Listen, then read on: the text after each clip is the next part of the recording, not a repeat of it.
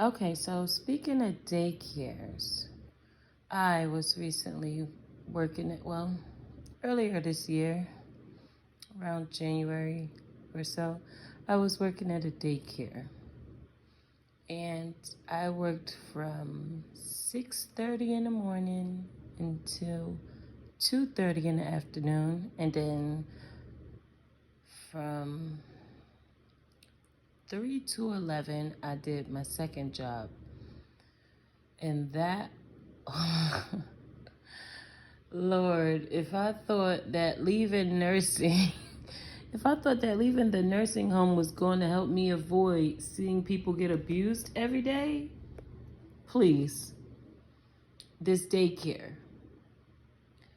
When I tell you this lady would beat those kids just to get them to go to sleep, or hit them with toys, or one other lady was plucking the kids and patting them on the back real hard and slamming them down on the mat.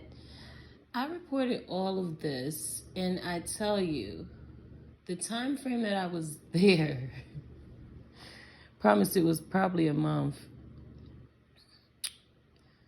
I ended up quitting. I said, I'm done with this. I mean, they done fired at least 3 people during that month of me working there. So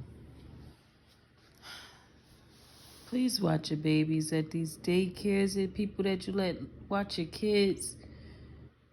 I mean, I reported it to them and they wrote it down, but they didn't care until I came back again and said it again and told them to watch the cameras in the room, because they got cameras in the room and they got the parents thinking, oh, it's being recorded.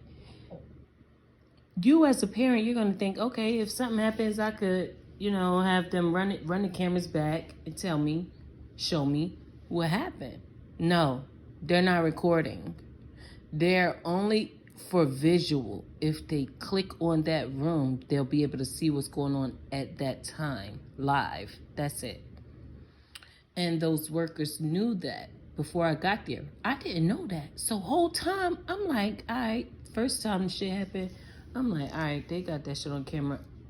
I'ma just go ahead and write this down, right? And I'm gonna go over there and intervene. But the shorty was wilding for like 2 days straight. And I was like, nah, we not. The second day, I said, oh yeah, we gonna have to just take this list that I wrote and drop it off. The first day I did that.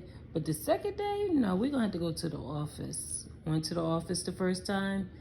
They just told me to write it down, wrote it down. Went to the office the second time, same person. Told them, y'all need to watch these cameras because it's that time and she in there wailing. She want them to go to sleep so that she could get up and go and somebody else could take over. Nursing homes, I mean, I done touched base on this before. Nursing homes, group homes. I have been working at the nursing field since I was 19. Started off CNA and home health aide certified at the same time, and then did CNA nursing homes. First day I see a patient get abused, and it was all because the patient was not ready to take a shower, and the nurse wanted to get all the showers done and get everybody out for breakfast. This lady didn't want to go. She didn't want to do it. And she went over there, the nurse went over there and snatched the shirt from the elderly lady from the back. Like, she stood in the back of her. No, I'm sorry. She stood in the back of her and tried to take the shirt off. Didn't work. And I'm new, so I'm just supposed to be observing, right? And I see that, and I'm like, I don't think this is appropriate. I'm looking at her kind of skeptical, like, what the hell is going on here? Then she comes around to the front of her, and she pulls the shirt from the back over her whole head, her arms, and everything, and it's like tangled up and got the lady arms twisted and she snatched the shirt off. Now she has her exposed. She has the door closed, but she don't have the curtain pulled. And it's just like, I don't even, at this point, now I'm fucking crying. And the old lady is crying. And now the lady's asking me, you're going to let her do this to me? And she's crying. And I'm like, no, I'm not going to let her do this. And I walked out the room and went and reported it. Next thing you know, I got that in writing, and they escorted this lady out the building. The one who did the abuse, they escorted her out the building, and her eyes was bloodshot red, staring at me like they came and walked her out the building, terminated, done up. And then I was told that she was deported. So I'm like, oh wow, that's crazy. Then my hours started getting cut because of it, and shade was being thrown at me. So I ended up just, leaving, going to get another job. And it seemed to just happen with every nursing home, to the point where I said, okay, well, maybe I should just try group homes. No, first I said, maybe I should try medical billing and coding and phlebotomy. So I did that. It was fun. But I was like, I miss, the one-on-one care with people. So I said, well, maybe I'll try group homes. I did DSP, which is like, it's the same thing, but just in a group home. And in the group homes, you give medications, you cook their food, do their laundry, clean the house. It's like, you go pick them up from the programs they go to during the daytime. And I was working in behavioral health. So I was working in group homes for people who had behavioral health issues. And they were from teenage up, as far as the people that I worked in, with. And abuse there as well. So, and then reporting that, it's not that your hours get cut. It's just people start to really, they don't want you there. So they start to do things to make you feel some type of way. And then you're like, okay, it's not worth the drama, And you leave, go get a different one, get a different job. Maybe it's not like this everywhere is what I was really thinking, but that is why I'm sharing this story. It is everywhere. I even became a group home manager thinking that was going to make things different. I was going to be able to make a change. No, didn't matter, because other people who were already there and comfortable in their positions, they were not willing to make these changes. I was told that they're trying to have a balanced work and home life, and what's going on at work is not going to be something they're willing to sacrifice their home life for. So when it comes to having to remove people and be there more until there's people who are trained to do the job that you need, they're saying they're not going to do it. So, yeah, I was fired. So I was like, okay, well, that's fine. Get a different job. So it's like, yeah, oh, and with that as well, you end up, well, for me, you sue them for wrongful termination, and, you figure out that all of the people that you ever met on your journey, all the people you saved, all the people you spoke up for, all the people that you helped, all the people that you brought light to, especially Miss Betty Johnson from Irvington, New Jersey, who was the first person that I ever, had to stand up for on my first day. And she ended up passing away a week after I quit, which to me is sus as fuck.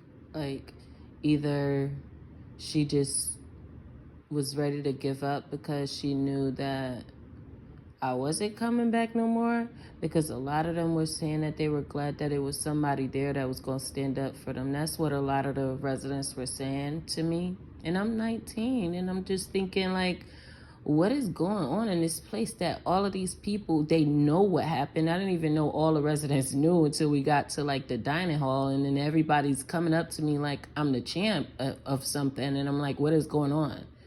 I'm being celebrated by the residents, and they're saying that they feel better that I'm there. And then she dies a week after I leave. It just was weird to me. I'm like, ugh. So, I mean, we can only do what we, but so much. But I'm glad that I did come across all of those people. I will never work in that field again. I will never trust anybody who tells you that it is safe for anybody in any of those fields. And I mean kids all the way up, because there's abuse on all of them. Daycares, group homes, all of the nursing homes that's there for people who have, like, disabilities that they were born with, like cerebral palsy and things like that. They are abusing them in there. Those who can't talk, definitely getting abused, sexually assaulted. They are letting men wash these girls who can't speak. These girls are expressing sexual desires to female workers because of this, is what I am seeing.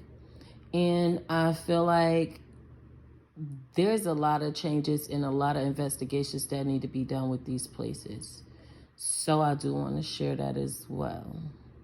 Daycares, nursing homes, group homes, anywhere that people have to take care of people who cannot speak up for themselves or protect themselves or stand up for themselves.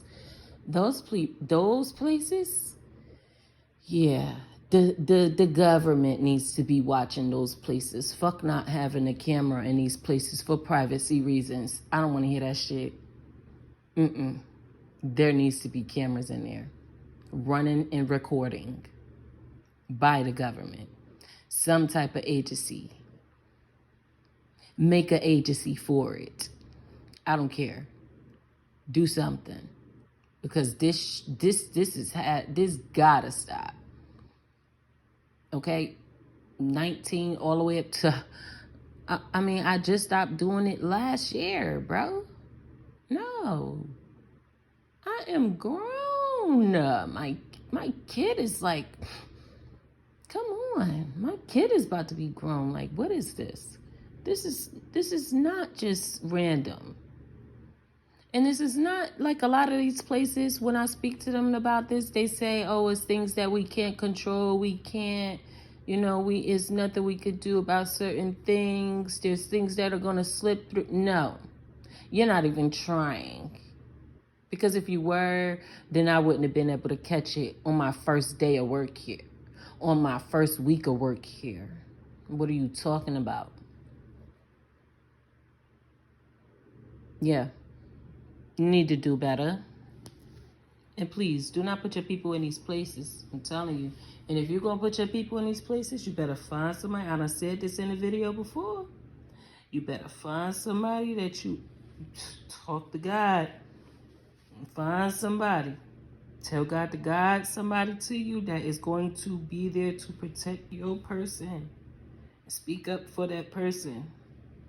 If you get a message or a call from a worker that is in care of your child and they're trying to warn you of something, or your family member, and you don't listen, that's on you. Because I have tried with 2 people one time in the past. I spoke to the parent of a resident, and I've spoken to the grandparent of a resident. And people seem to be just way too trusting. and the people who were there before me. So things are happening to their people and they do not believe it at all and don't know it. I guess you could say they don't know it. I don't know. But if somebody's trying to give you a warning about the care that your person is in, and they've got reports and the state is involved, I think you should probably take that seriously. No matter how they try to cover it up, no matter what the settlement could be of any sort, do not, whatever, if it blows over and you don't know, there's a settlement that has happened, per se. Do not leave your people, don't leave your person there. That's all I'm saying.